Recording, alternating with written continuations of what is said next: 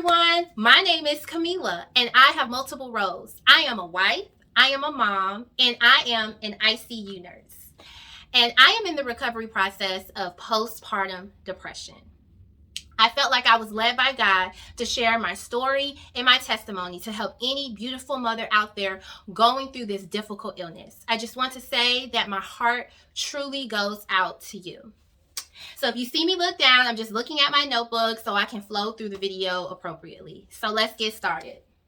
So let's first just talk about what postpartum depression is. Postpartum depression is basically depression that occurs after the childbirth. If you can please just leave something in the comment section if you know anybody who may be going through postpartum depression, or if yourself, maybe you may think that you're experiencing postpartum depression, please leave a comment and just let us know your experience, your story, and your journey on how you're going through and finding help for this difficult illness. According to the American Psychiatric Association.org, 1 in 7 women experience postpartum depression. So now we're going to go over a couple of signs and symptoms that are associated with postpartum depression.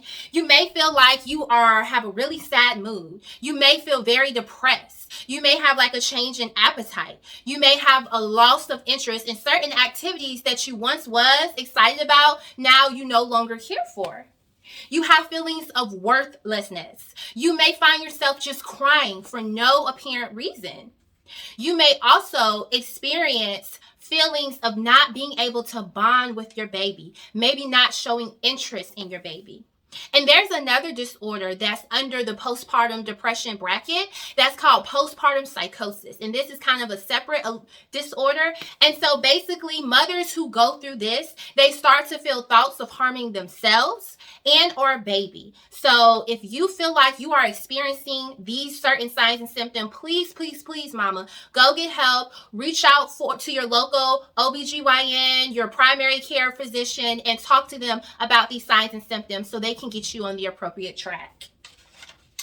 All right, so let's transition into just certain myths that are attached to postpartum depression. The first one I want to talk about is postpartum depression is not real.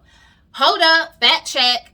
Postpartum depression is real, very real. There's been multiple studies, there's been multiple research talking about this difficult illness, and that women go through a shift in their hormones that can start to cause these different types of depressive signs and symptoms that you may experience.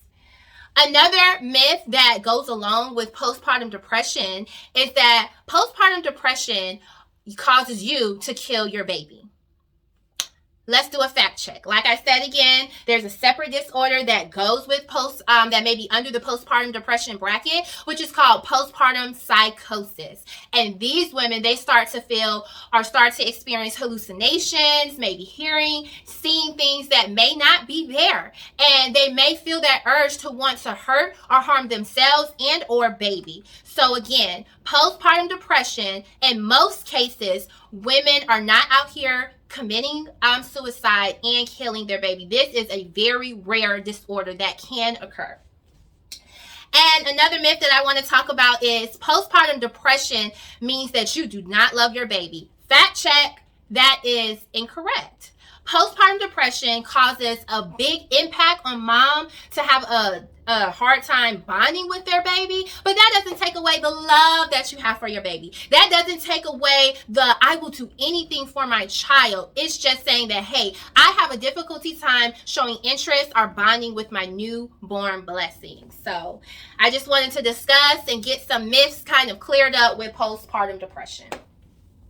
So I just want to say from personal experience that postpartum depression is a silent killer for a lot of mothers who are experiencing this difficult illness. Postpartum depression for me is a fight, and still is a fight every single day. I would really, after I dropped the kids off at daycare, I would go into my closet and I would have to pray to God and get my source and strength from Him to say, God, today, I pray that you allow me to be the best version of myself as a wife and as a mom that I can be today, because God, I'm struggling. I am struggling each and every day through this illness. It is a very difficult illness. And like I said, my heart goes out out to each and every mom who is going through this. I just want to tell you that you got this, mama. You will persevere through this postpartum depression. And let's remember, postpartum depression does not define the woman that you are. This is a difficult illness that you are going through, but you will persevere through this illness. So I just wanted to share that heart-to-heart moment with any mother who is struggling each and every day. I also want to talk about how postpartum depression started to eat away at my life. It started to allow me to become, I had a lot of emotions of rage. I was very snappy with my husband, with my son, and sometimes even with my newborn daughter. I would find myself crying for no reason. I would have thoughts in my head of saying, Camila, you're not the best mom that you can be. And those were negative thoughts. And I had all of these difficult thoughts in my head. I want to take a step back and just want to discuss that I have 2 kids. I have a 2-year-old amazing little boy, and I have a beautiful 1-year-old daughter. And back in March of 2021, I started them in daycare. And so I said, I'm going to still send my son to daycare. However, I'm going to take my time out to bond with my daughter. On my days off, I'm not going to send her to daycare. And boy, in the beginning process of that, it was very difficult. I had a difficult time bonding with her. I had a difficult time of sometimes meeting all of her needs. And during that time, I was talking to my therapist about it. And I told her, I really feel like a bad mom, that I'm not, stepping up to the plate, taking care of my daughter on my days off and sending her to daycare. And she had to pause and remind me and tell me, Camila, you're going through a difficult illness, that if she can receive the same and best treatment that she can at daycare, that they can meet her needs while you are in the recovery process, that shows what type of mom you are. And so if you have these mom guilt, you are doing an amazing job, mom. You are doing an amazing job. And I just wanted to share that with you. So that's what postpartum, it was just doing in my life. It was just really starting to eat away. And I said, you know what? I have to get some help. So I remember one night I was texting one of my friends, and I was just kind of telling her some of the signs and symptoms that I was experiencing, and she referred me to Psychology Today. And that's where my life completely changed. I went on there, found my beautiful, talented therapist. She has coached me. She has been very inspiring and gave me encouragement through this difficult illness. And so therapy was a game changer for me. And I want to just talk about 3 points that I have learned in therapy. The first one, be intentional about any goals that you want to achieve and accomplish, and make them SMART goals. Make them very specific. Target them to a specific goal that you're trying to achieve. Maybe get a timeline and a time frame when you want this to be accomplished, but just be intentional about your goals and things that you are trying to persevere and accomplish. Another point that I learned from therapy is that you need to say your daily affirmations. Whatever your affirmations are, say them in the mirror to yourself. Say, I am a great mom. I am beautiful. I am smart. I am courageous. I am amazing. I will persevere through postpartum depression. I will persevere through anxiety. I will persevere through bipolar and postpartum depression. I will persevere through schizophrenia and postpartum depression. Say your daily affirmations every single day in the face until you're blue, and you will start to see positive changes in your life. And one of the biggest last points that I learned from therapy is, mama, you have to do self-care. I realized that my cup was completely dry. I had personal issues going on at home.